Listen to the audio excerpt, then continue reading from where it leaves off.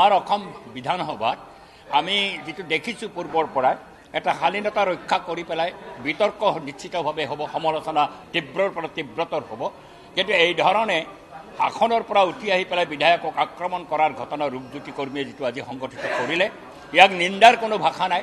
কিন্তু আমি দেখিছোঁ আমাৰ বিধানসভাত উপাধ্যক্ষ আসনত বহিছে, বহাৰ পিছত তেখেতক বুজাবলৈ চেষ্টা কৰিছে আৰু এটা সামান্য ৱাৰ্ণিং দি পেলাই তেওঁক ৰেহাই দিছে। কাৰণ এনেকুৱা নজিৰবিহীন ঘটনা সংঘটিত কৰা ৰূপজ্যোতি কৰ্মীক আজি এইকেইদিন যি বিধানসভাৰ অধিৱেশন আছে তাৰ পৰা তেওঁক বহিষ্কাৰ কৰা উচিত আছিল, তেওঁক কঠোৰ শাস্তি দিয়া উচিত আছিল। কিন্তু তাকে নকৰি গোটেই ঘটনাটোক তেওঁলোকে লঘু কৰিবলৈ চেষ্টা কৰিছে।